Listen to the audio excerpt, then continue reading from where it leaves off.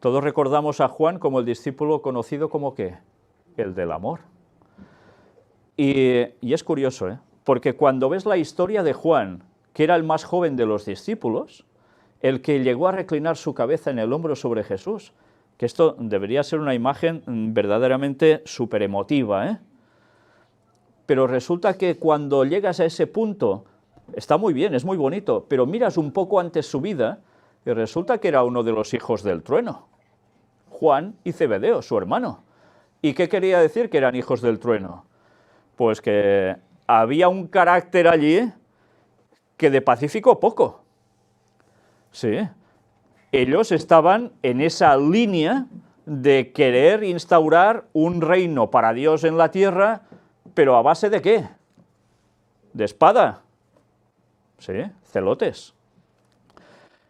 Y mirad cómo Jesús, a pesar de que pueda haber una apariencia en la persona, una fachada, él leía el corazón y sabía que esos dos muchachos, había algo en sus corazones que podía cambiar.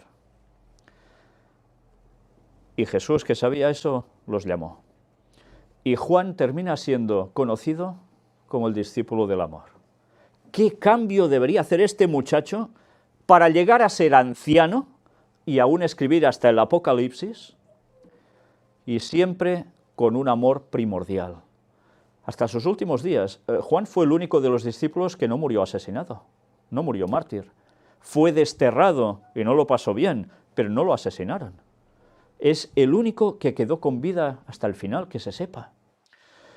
Y a veces a Juan lo conocemos o por el Evangelio, o bien por el Apocalipsis. Que dices, también la gente que no sabe de Biblia dice, ¿cómo puede ser que en un lugar hable tanto del amor de Jesús y en el otro parece que está explicando eso, el Apocalipsis, el fin del mundo, qué terror? No, todo va unido. El mensaje de Dios es un prisma, tiene distintas caras, pero todo es el mismo. Y si sacamos una de esas caras porque nos molesta, pues vamos mal, porque en verdad no estamos aceptando lo que Dios quiere para nosotros, no estamos aceptando su amor, rechazamos algo. Pero es que resulta que Juan no solo escribió el Evangelio, escribió 3 epístolas, 3 cartas. No son muy extensas, la más larga es la primera, las otras 2 prácticamente es nada. Pero es nada, pero con un contenido tremendo. Pues vamos a centrarnos en los escritos de Juan respecto al amor. Porque es curioso, los otros apóstoles escriben sobre muchas cosas, es cierto que escriben sobre amor, por supuesto, pero ya sabéis que cada uno, como individuos, percibimos las cosas de modos distintos, porque todos somos diferentes. Y Juan tenía el don del amor puesto en él, hasta el punto en que vamos a ver lo que escribe. Y vais a ver cómo Juan, en esas épocas en que se estaban estableciendo iglesias, él no solo va y les dice, tenéis que tener clara esta doctrina y tenéis que tener clara esta otra doctrina y hablando solo de doctrinas. No, les dice algo más. Está preocupado sobre todo para que entre ellos haya amor. Porque de nada sirve la mayor teología del mundo si no hay amor. Imaginaos a Jesús haciendo esas grandes predicaciones, esos grandes milagros, pero que los niños cuando lo vieran se fueran corriendo. ¿Verdad que no cuadra? Porque Jesús transmitía amor. Y debido a lo que transmitía, captaba la recepción de las mentes de las personas. Pues Juan estaba funcionando en ese mismo parecer. Si vamos a Primera de Juan, capítulo 3, nos habla directamente de amor, sí. Pero mirad en qué contexto. Si miramos el capítulo 2, nos está hablando del anticristo. Y diréis, ¿cómo puede ser que de repente nos está hablando de una cuestión tan dura como es el anticristo, una cuestión diabólica en definitiva, y de repente nos sale con amor? ¿Por qué? Pues ya lo iremos viendo en definitiva. Mirad los versículos 10 y 11. En esto se manifiestan los hijos de Dios y los hijos del diablo. Todo aquel que no hace justicia y que no ama a su hermano, no es de Dios. Porque este es el mensaje que habéis oído desde el principio, que nos amemos unos a otros. ¿Sabéis esto? La verdad es como si te dieran de bofetadas en la cara en un momento. Porque todos nos llenamos la boca de hablar de amor y de palabras de Jesús.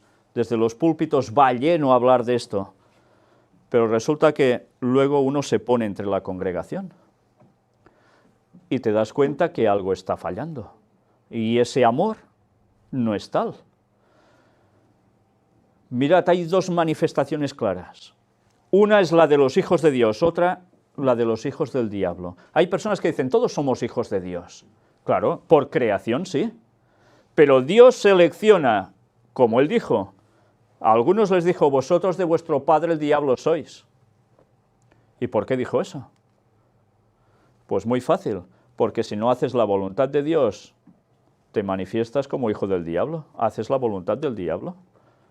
Y no hay más padres que valgan aquí, ¿eh? Si no hacemos justicia, no amamos al hermano. No es de Dios. Mirad cómo a veces entre nosotros pueden haber tonterías. Es verdad, pueden haber tonterías. Somos humanos, todos tenemos relación, somos seres sociales, y a veces pueden surgir entre nosotros bobadas. Pero esas tonterías se pueden acrecentar o se pueden solucionar. Y a veces es cierto que puede haber habido entre personas unos roces que van más allá de una poca cuestión de hablas o de contenidos de conceptos. Que hayan habido relaciones potentes entre personas, pero esas personas, por lo que sea, se han herido. Por lo que sea. Y los dos se dicen que son cristianos.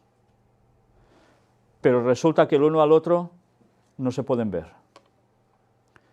Y en una misma congregación no se saludan. Y además levantan chismes uno contra otro, aunque sean verdades, que lo único que generan, ¿qué es? Como decimos aquí, mal rollo. No generan un buen ambiente. Y como consecuencia, ¿qué pasa? Pues que esas personas que pueden creer que están con Dios, resulta que en verdad no están con Dios y son hijos del diablo. Por eso el apóstol Pablo, y el apóstol Pedro, y el apóstol Juan, y el apóstol Santiago, y todos vemos que hablaban de amor, porque sabían que las teorías son muy bonitas, pero la práctica es dura, pero la práctica hay que cumplirla. Y el amor de Dios o está en nosotros, o no somos de Dios. Pero pensemos, ¿el apóstol está diciendo aquí que esto es insolucionable? ¿Verdad que no? Uno puede ser del diablo por no hacer las cosas de Dios, pero ¿no puede cambiar esa persona? Si no ha rechazado al Espíritu Santo, puede cambiar. Por eso es necesario que si hay problemas, las cosas se hablen, las cosas se arreglen. Y que si ha habido un pasado tempestuoso, ¿Dios no nos perdona a todos? ¿Verdad que sí? ¿Y por qué no nos vamos a perdonar entre nosotros? Si nosotros no perdonamos al prójimo, o no pedimos perdón también por lo que hacemos nosotros, porque a veces pueden ser más de un factor, puede ser recíproco, ¿vamos a obtener el perdón de Dios? Y a veces pensamos que sí. Pues no. Mirad en 1 Juan 3.